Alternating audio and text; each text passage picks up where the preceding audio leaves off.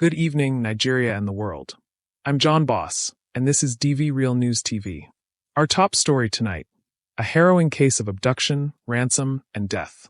Retired Nigerian Army Major, identified as Pastor Joe Ajayi, has tragically been killed in Kogi State after kidnappers collected a ransom of 10 million Nigerian nairas.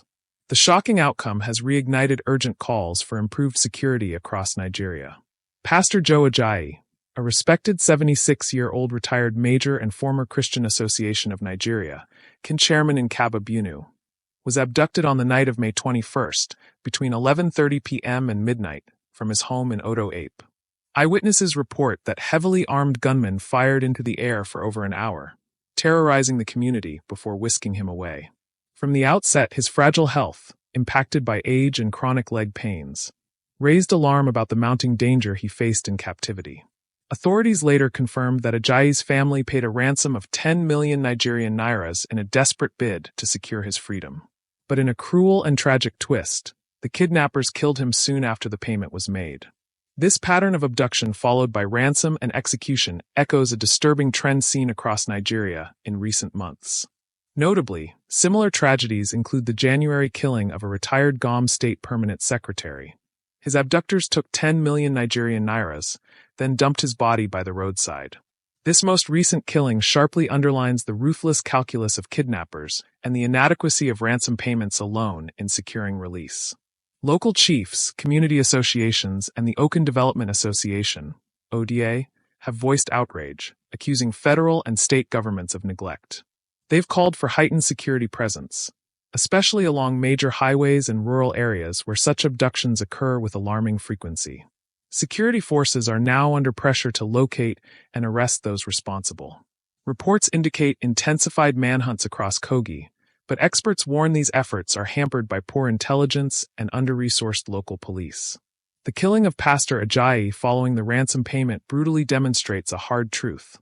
Wealth and respect offer no guaranteed protection. This case must catalyze a shift from reactive ransom payments to proactive, intelligence-led operations, strengthened security infrastructure, and legal deterrence. This story is far from over. We'll continue covering every turn: investigations, arrests, and any government response. At DV Real News, our commitment is to be the unwavering voice for Nigerians living under the threat of insecurity. DV Real News TV. A disturbing and heart-wrenching case emerging from Nigeria. A 14-year-old domestic worker, identified as Bashariya, has sparked nationwide outrage after a shocking video surfaced showing her severely starved, burned, and brutalized. The woman accused of the abuse is reportedly the wife of a federal judge, fueling fresh debate over privilege, impunity, and justice in our society. The footage, now circulating virally, shows Bashariya in harrowing condition, skin blistered and peeling, with visible burn wounds, skeletal frame, and signs of prolonged hunger. Human rights organizations and social media users have demanded swift police action and vigorous prosecution. Police sources confirm that an official investigation is underway and a manhunt has been launched for the suspect, widely reported as the spouse of a serving judge in Abuja. Investigators are racing to locate and bring her into custody. Officials from the Abuja Police Command have publicly reassured the public. No one is above the law. Authorities in Islamabad took similar action earlier this year when a judge's wife faced charges for allegedly torturing a 14-year-old maid. In that case, the accused initially fled, bail was granted, then revoked, and she was ultimately arrested, underlining that the legal system can in fact hold powerful figures accountable. What adds to public outrage is the allegation of starvation and burns inflicted repeatedly, suggesting not an isolated incident, but a prolonged pattern of abuse.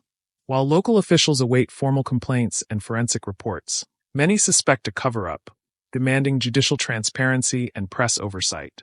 The Ministry of Humanitarian Affairs has issued a statement calling for urgent medical care for Bashariya and a thorough review of domestic work protocols. Meanwhile, child protection agencies are urging lawmakers to strengthen laws that protect children in domestic employment and ensure stricter enforcement. This story is still developing. Social media continues to demand justice using hashtags like #JusticeForBashariya, echoing similar international movements. This is your primetime headline on DV Real News TV, where facts meet clarity and the pulse of the nation is always within reach. In what is being described as one of the most dramatic political realignments in recent memory, the nation's political landscape has once again shifted. And this time, it's shaking the foundations of the opposition. 10 National Assembly members from Akwa Ibom State, all elected under the banners of the People's Democratic Party and the Young People's Party, have formally pledged allegiance to the ruling All Progressives Congress, the APC. This move aligns them with Governor Umo Eno, who also announced his transition to the APC late last week, after months of political speculation and silence. Governor Umo Eno, who ascended to power under the PDP, revealed his decision in a public address in Uyo. He cited national alignment, policy continuity, and inclusive governance as the motivations behind his move to the APC. He emphasized that this shift followed 3 months of intensive consultation with stakeholders across Akwa Ibom. According to the governor, I quote, "For some time now, the political space has been filled with speculations. I've decided to progressively move to the APC. Our government will remain inclusive, even as we align with the government at the center." This move marks a significant departure from his political roots, and notably, it has not gone uncontested. Unlike Delta State's Governor Sheriff Abravory, who previously defected to the APC with nearly the entire Delta PDP structure, Governor Eno appears to be facing more internal resistance. While he managed to bring along 10 federal lawmakers, including senators and House of Representatives members, his state cabinet remains divided. At least 3 commissioners from his administration have resigned in protest, refusing to defect alongside their principal. The defecting lawmakers from Akwa Ibom include Senators Akong Sampson representing Akwa Ibom South and Anikan Bassi from the Northeast Senatorial Zone. The lower chamber isn't exempt either. Reps members Akpolup Meta, Paul Asukwo, Alphonsus Aduak, Iami Bassi, Martins Essen, Unyaim Edom, and Mark Esset have all chosen to follow Eno into the APC.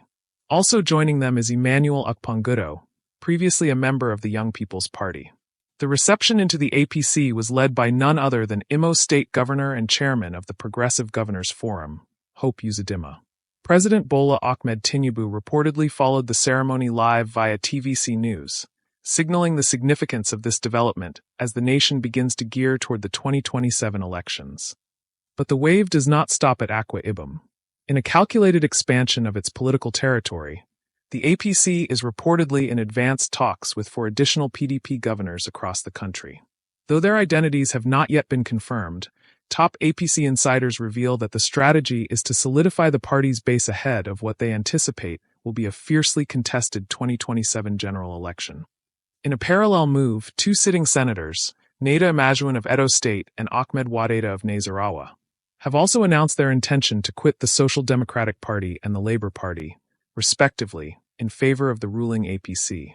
These defections are seen as part of a broader strategy by the APC to absorb influential lawmakers from smaller or opposition parties in a bid to tighten its legislative grip. According to political analyst Dr. I.M., what we're witnessing is not just a wave of defections, but a systematic consolidation of political power. The APC is clearly gearing up to become a hegemonic force. The implications for the multi-party democracy framework in Nigeria are enormous.